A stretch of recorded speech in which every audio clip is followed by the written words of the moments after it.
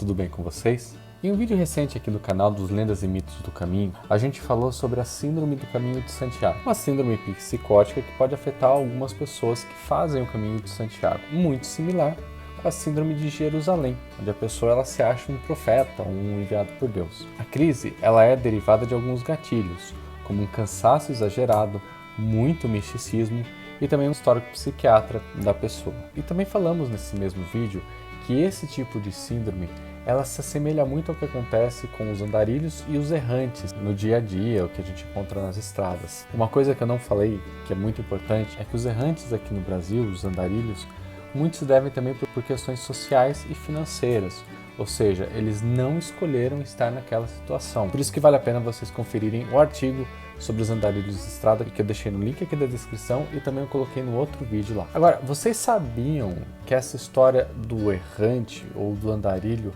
ela tem uma lenda também, e é uma lenda muito famosa que ela não se aplica só no caminho, mas ela afeta o caminho porque ela tem uma vertente ali. E esse é o tema do vídeo de hoje. E antes de começar, já sabe, peço o seu like, peço sua inscrição, faça os seus comentários e vamos em frente.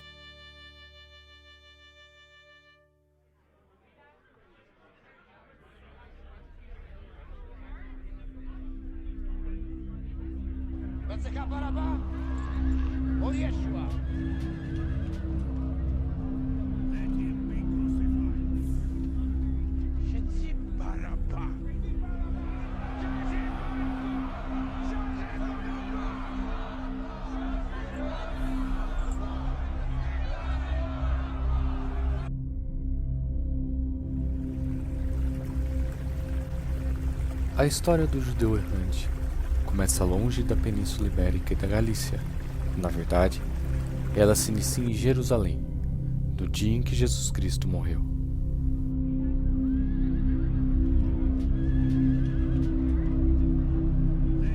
Dizia a lenda que o judeu Ahasverus era um sapateiro em Jerusalém. No dia em que Jesus carregava a cruz sobre os ombros, o judeu pôde vê-lo, pois ele passava em frente da sua loja. Ele então teria interrompido o sofrimento de Cristo e, empurrando-o, gritou: "Vá andando, vá logo", tentando tirá-lo da frente da loja. Jesus então teria condenado o homem na hora.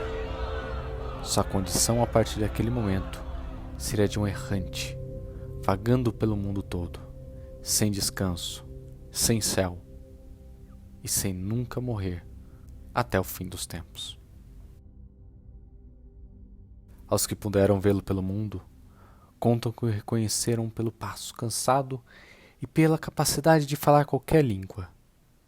Em todos os encontros, há apenas um lamento.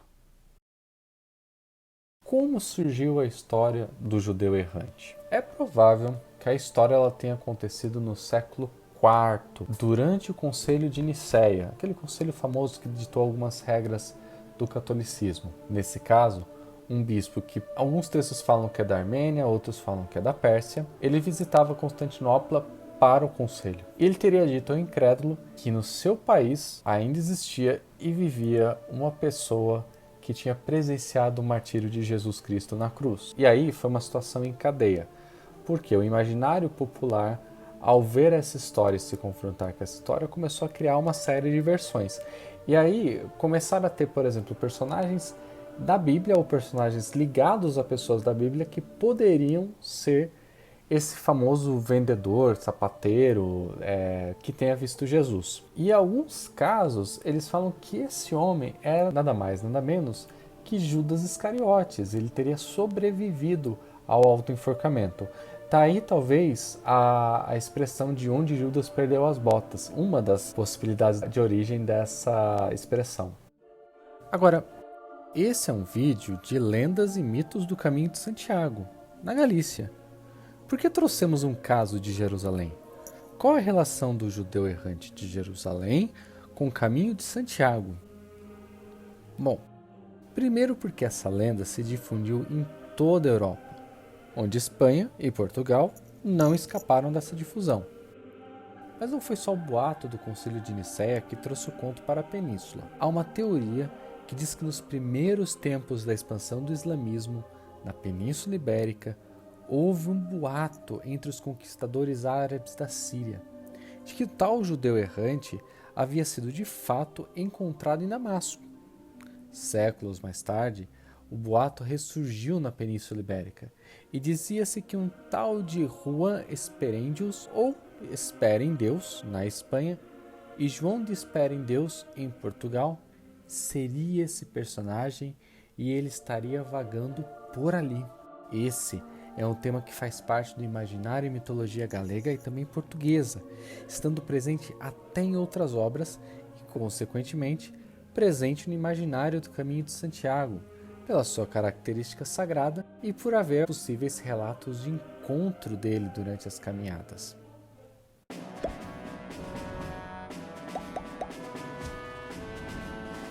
Até no Brasil, a história do judeu errante ela já apareceu por aqui, dizendo que esse homem teria migrado para Pernambuco durante as invasões holandesas e ficado ali incógnito. Ele teria sido localizado pela última vez no norte de Minas Gerais, quando foi visto chorando sangue diante de uma igreja num dia de Sexta-feira Santa da Paixão.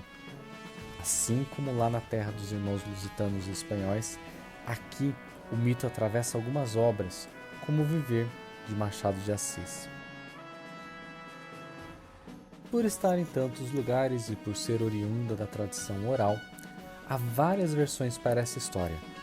Em todos os casos, sua origem é judaico-cristã e está associada à Quinta-feira Santa e Sexta-feira da Paixão. Algumas variações dizem que o homem tinha um curtume e não uma sapataria. Outros associam a um escriba, que nunca havia feito uma obra em sua vida, e aí, por conta disso, passou a vagar eternamente, sem rumo. Outras versões dizem que no dia, Jesus havia pedido na verdade ajuda para o homem, para carregar a cruz antes de Simão Cireneu, e este teria rejeitado e zombado de Cristo. E há ainda uma teoria, que diz que Jesus havia lhe pedido um copo d'água, e este, rejeitado e desafiado, se és filho de Deus, faz com que jorre uma fonte de água fresca no chão. A história dele gerou poemas, romances, crônicas, peças de teatro, filmes, óperas, gravuras e pinturas que atravessaram durante centenas de anos. E algumas produções literárias até tiveram caráter antissemita, como o romance Le Juif Errant de Eugène Sue, publicado em 1844 contra os jesuítas. Outros descrevem que a história é um relato discriminatório aos judeus, e outros interpretam como uma forma de se manter um temor a Deus.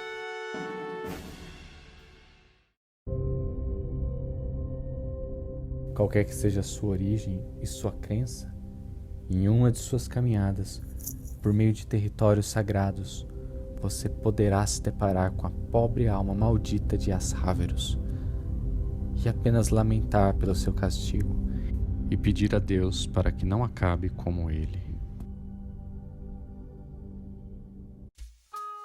Vamos às dicas? Como sempre, estou colocando aqui o link, aqui embaixo, um link de diversos textos e fontes sobre o judeu errante. Mas eu vou dar destaque para um que eu acho que vale a pena todo mundo conferir. Eu consegui pegar esse artigo dentro do repositório da UFSCar. Ele é de Jerusa Pires Ferreira. Se chama O Judeu Errante e a Materialidade da Lenda, que busca várias origens da história. E assim, eu recomendo muito a leitura desse documento. O conto que eu falei do Machado de Assis, que é o conto Viver, na verdade, ele faz parte de um livro de contos chamado Várias Histórias. É possível encontrar esse conto para ler na internet, mas eu recomendo a leitura do livro do Machado de Assis com vários contos famosos ali, que vale a pena para a gente prestigiar um pouco a literatura brasileira. Então estou deixando alguns links de busca de compra desse livro. Esse livro eu achei variando de R$ 9,00 até R$ 40,00. Então tem várias versões, várias opções, vai depender da qualidade do papel, do livro, etc.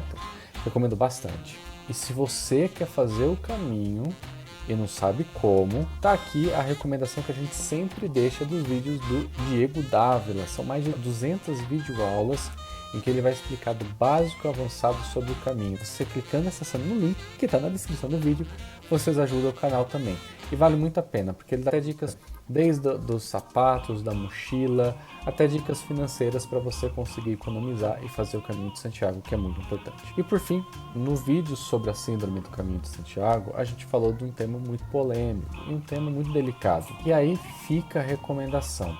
Caso você tenha interesse de fazer o Caminho de Santiago, mas tenha algum histórico de alguma doença psicológica, psiquiátrica, consulte seu médico psiquiatra ou seu psicólogo. Não tem problema, não tem vergonha em dizer que você possa ter algum problema.